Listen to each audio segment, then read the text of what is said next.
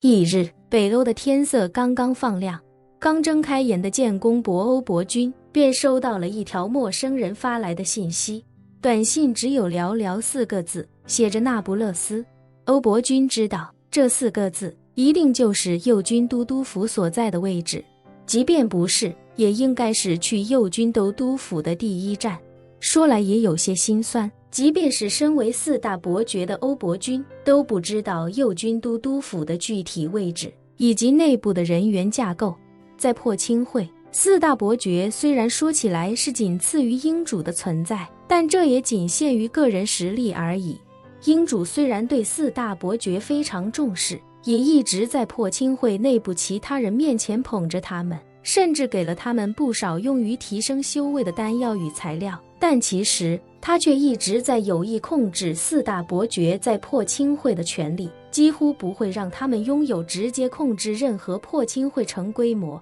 成建制组织的权利。无论是死士还是骁骑卫，亦或者凌驾于之上的5军都督府，都不听从4大伯爵的任何命令。而英主真正的心腹也并非是这4大伯爵，而是5军都督府的都督。5军都督府的架构才是破清会真正的核心，每一个都督府下面都有大量人员、产业、物资、武器以及金钱，每一个都督府下面都拥有至少一个死士驻地，几千名死士、几百名骁骑卫、几名节度使以及特使。除此之外，还有许多如冯子栋父母一样被外派到世界各地的外派人员，许多像叶晨那个3舅妈一样以正常身份被安插在各个国家、各个领域的特勤人员。没有4大伯爵，破清会只是少了4个巅峰实力的超级高手，但如果没了5军都督府，破清会就等于断了手脚。所以英主自己把控着5军都督府，甚至还一直防着4大伯爵，不希望他们对5军都督府了解太多。因此欧伯君他们4个说起来是4大伯爵，但其实就是破清会的4大吉祥物。此时的欧伯君不敢有任何耽搁，他匆忙起床离开酒店，打电话联系了一家公务机通航公司，以3万欧元的价格租了一架湾流飞机，从奥苏城直飞意大利南部城市那不勒斯。飞行的这一路，欧伯君一直在分析破清会目前的局势以及英主目前的困顿。身为4大伯爵的他，其实也有很多问题想不明白。他一来想不明白英主为何要对林婉儿如此执着，二来想不明白林婉儿所谓的戒指究竟有多神奇，能让英主如此痴迷，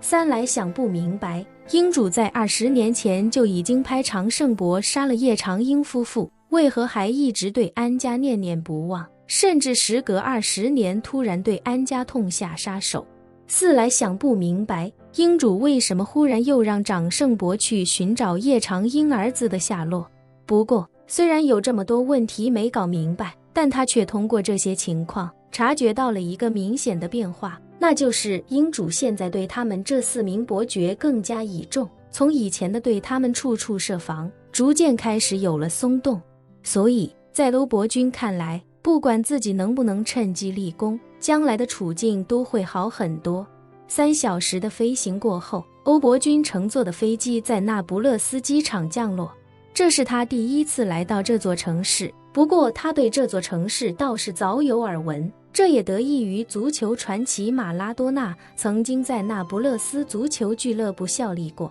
此时的他在那不勒斯机场两眼一抹黑，不知道该去哪，不知道该找谁。他一直在等着手机响起，可是直到他走出机场的那一刻，他依旧没有收到任何信息。这时一名中年人迈步来到他的面前，恭敬地说道：建功伯，您一路辛苦了，请随我走吧。欧伯君看着来人，开口问道：你姓谁名谁，在右军都督府是什么身份？那人连忙说道：回建功伯，属下乃右军都督府参将袁承泽。欧伯君微微点了点头，开口道：那便请袁参将前面带路。说这话时，他心中却在感叹什么叫差距，这他妈就是差距。我身为4大伯爵之一，来到这个地方，不知道该去哪，也不知道该找谁，可眼前这人却知道我的一切行踪。英主啊英主，你防我们还真像防贼一样。袁承泽带着欧伯君上了一辆本地牌照的迈巴赫轿车，袁承泽亲自开车，载着欧伯君驶向那不勒斯市区。开车时，袁承泽问欧伯君：建公伯，您到过那不勒斯吗？没有。袁承泽摇了摇头，这是第一次来。袁承泽笑道：既然是第一次，那属下晚些时候带您好好逛一逛那不勒斯。欧伯君淡淡道：我还有要事在身，就不逛了。不知吴书同吴都督人在哪里？我想尽快与他见面。袁承泽忙道：都督已经在那不勒斯最好的中餐厅订好酒席，等着给建公伯您接风洗尘了。半小时后，袁承泽驾驶的迈巴赫停在了一处名叫悦荣记的中餐厅前。这家餐厅开在一栋40层的高楼底部，从一层底商进去，其内部共有3层。他亲自为欧伯君打开车门，带着欧伯君快步走进餐厅。两人乘坐内部电梯来到3楼，一出门便有多名宫廷打扮的女服务人员恭敬地向两人行礼，口中还恭敬地喊出恭迎建公伯的华语。欧伯君没想到这些人竟然知道自己的身份，震惊之余又忽然发现这些女服务员竟然无一例外全是武者，而且实力最差的也有3星，实力最强的已经达到6星。看来这里已经到了右军都督府的内部区域。袁承泽在前面引路，边走边道：建公伯第一次来右军都督府，我给您大概介绍一下，这座酒楼便是右军都督府的产业，1楼到2楼正常对外营业，3楼说是会员制，但其实并不对外，来这里的都是我们右军都督府的内部人员，而且在这家店里，您不用担心有什么暴露身份的风险，因为这里的工作人员无一例外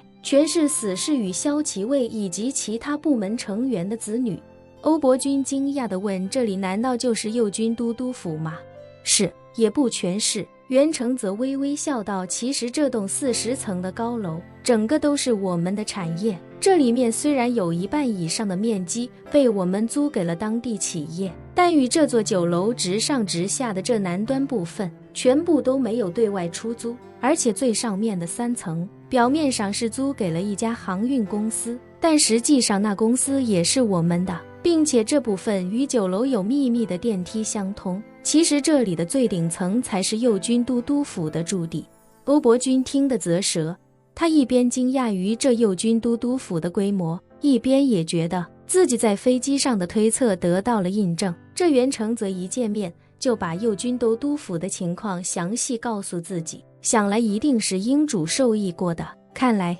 英主以后势必要逐步放开对自己以及其他3位伯爵的诸多限制了。本期视频结束，欢迎订阅我的频道，这样就不会错过精彩内容。